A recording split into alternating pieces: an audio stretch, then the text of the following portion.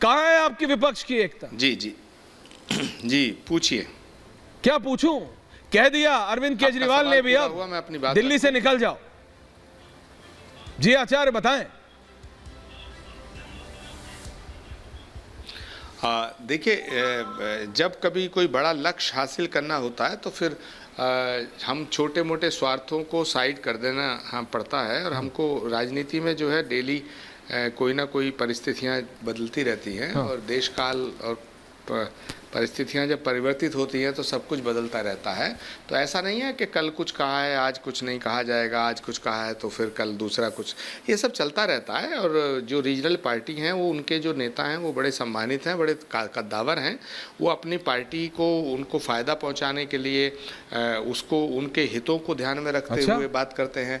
Congress party अपने हितों को ध्यान में रख के बात करती है। लेकिन अगर हम सब मिल जाएंगे तो हम एक दिन पक्का है कि हम बीजेपी को हरा सकते हैं। पता है आज इस डिबेट में सबसे कंफर्टेबल कौन है दर्शकों? नहीं आचार्य जी, मैं आप ही से बात कर रहा हूं। रामकृपाल जी भी आपसे सवाल पूछना चाहते हैं। आज सबसे कंफर्टेबल इस डिबेट में अजय आलोक जी हैं। He sipping his coffee, he saying भाई कर लो, मैं तो कहता ही था।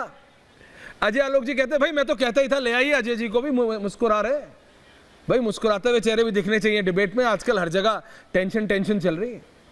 भाई अजय आलोक जी कह रहे मैं तो कहता ही था कि भाई आचार्य जी, भाटी जी, कुलदीप कुमार जी, टीएमसी कभी एक साथ नहीं आ सकते। अजय आलोक जी, लेकिन तब आचार्य जी अजय आलोक जी को गलत कहते थे कि अजय आलोक की बीजेपी नहीं, बीजेपी तो चाहती यही है। लेकिन आचार्य जी जब आपने कहा तो कुछ सोच के कहा होगा ना। रियलिटी है, ममता दीदी कह रही है बंगाल छोड़ दो, शरद पवार कह रहे हैं एनसीपी छोड़ दो, केजरीवाल कह रहे हैं दिल्ली छोड़ दो, पंजाब छोड़ दो, अखिलेश कह रहे हैं यूपी छोड़ दो। ये तो देवदास का डायलॉग हो गया आचार्य जी। आप कहां जाएंगे? आप कहां से लड़ेंगे इलेक्शन?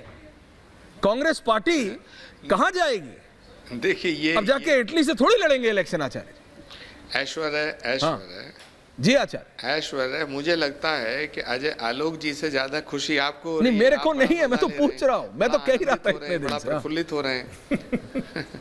बोलिए आचार्य। नहीं, लेकिन आप जो प्रफुल्लित हो रहे हैं, आनंदित हो रहे हैं, उसका कोई मुझे लगता नहीं है कोई कारण है।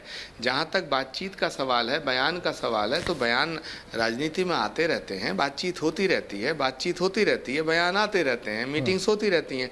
सवाल ये है कि मैं जो बात कर रहा हूँ वो ये है कि 2024 में अगर बीजेपी को हराना है, अगर नरेंद्र मोदी जी को हटाना है, तो फिर सारे विपक्ष को संयुक्त रूप से एक ठोस रणनीति बनानी पड़ेगी।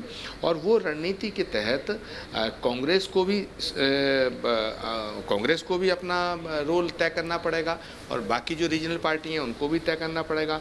जहाँ तक मेरा सवाल है, मुझे ऐसा लगता है कि अभी दलों को मिलाने का जो प्रयास हो रहा है तो वो अच्छा है, लेकिन दलों को मिलाने से पहले दिलों को मिला लिया जाए तो ज्यादा अच्छा रहेगा। रामकृपाल जी वरिष्ठ पत्रकार हैं, आपसे एक सवाल पूछना चाहते हैं। रामकृपाल जी, अजय जी आ रहा हूँ कि दलों को मिलाने से ज्यादा इंपॉर्टेंट बात यह है कि आपस में हम सब मिल कहाँ रहे हैं दिल? मुझे थोड़ा सा दिल मिल कहाँ रहे हैं आचार्य जी? फर्क अगले का तो दिल 10 साल से जला पड़ा है, माचिस की जरूरत ही नहीं है। दिल मिल कहाँ रहे हैं आचार्य जी? अगले का दिल 10 साल से जला पड़ा है, माचिस की जरूरत नहीं है, ऐसे ही सुलगा लीजिए।